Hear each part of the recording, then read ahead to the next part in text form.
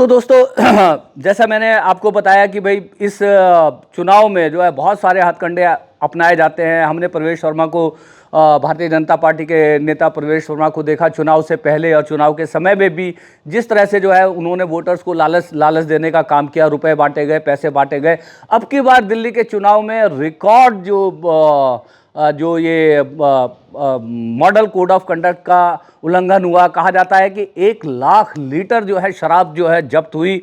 बहुत बड़ी तादाद में जो है मादक पदार्थ जो है जब्त हुए। बहुत बड़ी तादाद में इलीगल हथियार जो जब्त हुए और बहुत बड़ी तादाद में जो है क्या कहते हैं नगद राशि जो है जब्त हुई। तो ये सारी चीज़ें किस ओर इशारा करती है कि हमारे देश में चुनाव किस तरह से लड़े जाते हैं। साम दाम दंड भेद सारे तरीकों को अपना करके आज हमारे देश में जो है चुनाव होते हैं। तो हम पूरी तरह से नहीं मतलब जो है कह सकते कि पूरा का पूरा चुनाव जो है हमारे और आपके मतदान के आधार पर ही होता है। आज की डेट में जो ये चुनाव है इसमें बहुत सारी चुनाव की प्रबंधन कंपनियां काम करती हैं। जैसे एक आईपैक का नाम आप लोगों ने सुना होगा, बहुत ही फेमस रहे हैं, आपके प्रशांत किशोर की संस्था रही है। हालांकि अब उनका जो है प्रशांत किशोर का उनके साथ कोई संबंध नहीं है आईपैक के साथ। इस तरह की बहुत सारी संस्थाएं आज की तारीख में जो है चुनावी जो है प्रबंधन का काम करती रही हैं। इस चुनाव में बहुत जो है भ्रष्टाचार की जो है बात हुई, नेताओं के भ्रष्टाचार की बात हुई, मगर कभी भी जनता ने अपने भ्रष्टाचार की बात नहीं जो है कही। सब जगह पर एक कॉमन पानी की समस्या और सीवर ओवरफ्लो की समस्या सब ने बताई, मगर लोगों ने ये नहीं बताया कि जहां दिल्ली में 4 मंजिल तक मकान बनाने की अनुमति है वहां पर लोगों ने किस तरह से जो है पैसा खिला करके जो है 6-6 मंजिल मकान जो है बना लिए। तो आप सोचिए कि जहां पर यदि मान लीजिए किसी भूखंड के ऊपर 18 आदमी और 20 आदमी के मतलब रहने की जगह है और यदि उस जगह पर जो है 30-35 आदमी यदि रहेंगे तो उस कॉलोनी के सीवर लाइन तो बहेगी ही, चाहे भाजपा की सरकार हो, चाहे कांग्रेस की सरकार हो, चाहे आम आदमी पार्टी की सरकार हो। मैं दावे के साथ आपको इस बात को कहता हूं कि किसी की भी सरकार आ जाए, दिल्ली में जो ये सब पानी और जो सीवर ओवरफ्लो की समस्या है वो समस्या जस की तस बनी रहेगी। क्योंकि हमारी राजनीति में जो है नेता लोग डकैती करने लग गए हैं और पब्लिक हो गई है चोर। तो अब नेता करे डकैती और पब्लिक करे चोरी तो समस्याओं का समाधान कैसे होगा? एक दूसरे के ऊपर कीचड़ उछालने का जनता कहती है कि नेता जो है बेईमान है। मेरे जैसे आदमी जो है देखते हैं कि हर पब्लिक अपने काम को गलत तरीके से भी कराने के लिए आतुर है, जिसकी वजह से पूरे दिल्ली की जो शहरी व्यवस्था है पूरी चरमरा गई है। तो दोस्तों जैसा मैं बात कर रहा था कि जो दिल्ली की जो शहरी व्यवस्था है, जो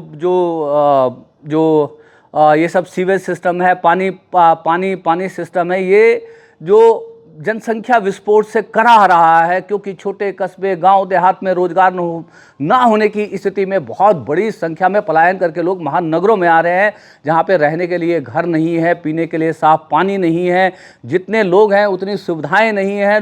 इसलिए लोग ये इन प्रकारेण सही गलत तरीके को सोचे बिना अपने जीवन की ज़रूरतों को पूरा करने का कार्य कर रहे हैं, जिसकी वजह से हम सभी यदि नेता यदि भ्रष्ट हो गए हैं तो भ्रष्ट जो आम जो जनता है उसका भी आचरण उतना ही भ्रष्ट हो गया है। आपको क्या लगता है दिल्ली में जो हजारों अनऑथराइज ऑथराइज कॉलोनी है जिसकी अपनी अपनी समस्याएं हैं, वो किसी के आने या किसी के जाने से उन समस्याओं का समाधान नहीं होने वाला।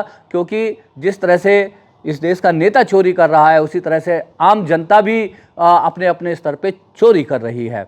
तो ये दिल्ली के चुनावों का ये भी संदेश है। मुझे नहीं पता कि मिल्कीपुर के चुनावों का रुझान किस तरफ जा रहा है, पर मिल्कीपुर में जो चुनाव हो रहा है वो भी एक भारतीय जनता पार्टी के लिए एक अस्मिता का विषय है। क्योंकि मिल्कीपुर चुनाव के जो अवधेश प्रसाद पासी हैं उन्होंने ही अयोध्या की ऐतिहासिक सीट से भारतीय जनता पार्टी को हरा दिया था।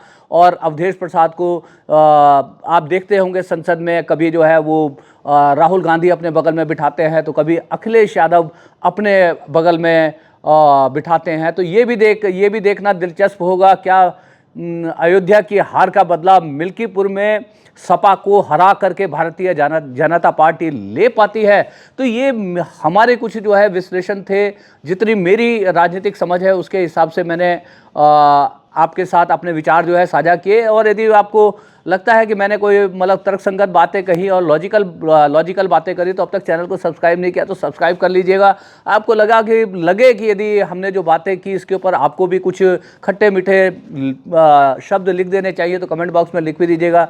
आपको लगे कि जो मैंने अपने चैनल के ऊपर ये जो विचार व्यक्त किए, ये विचार और भी लोगों तक पहुंच पाए तो ज़्यादा से ज़्यादा लोगों तक आप इसको शेयर भी कर सकते हैं। दिल्ली के लोगों को, दिल्ली के मतदाताओं को, दिल्ली के नागरिक को एक नई नवेली सरकार की अग्रिम जो है बधाई देते हुए वीडियो समाप्ति की ओर लेके जा रहा हूं। एक बार दोबारा से आप सबसे निवेदन करता हूं कि यदि बातें अच्छी लगती हो, चैनल सब्सक्राइब ना किया हो तो प्लीज़ कर लीजिएगा और बताइए हमें कि हमें किस तरह के वीडियो बनाने चाहिए। और बहुत जल्द आपको किसी प्रदेश की यात्रा पे ले चलेंगे और उन यात्राओं में जो वहाँ के सामाजिक मुद्दे और सोशल इश्यूज़ को कवर करने का कोशिश करेंगे। आप सभी का दिन शुभ हो। दिल्ली की जनता को नई सरकार की मुबारकबाद।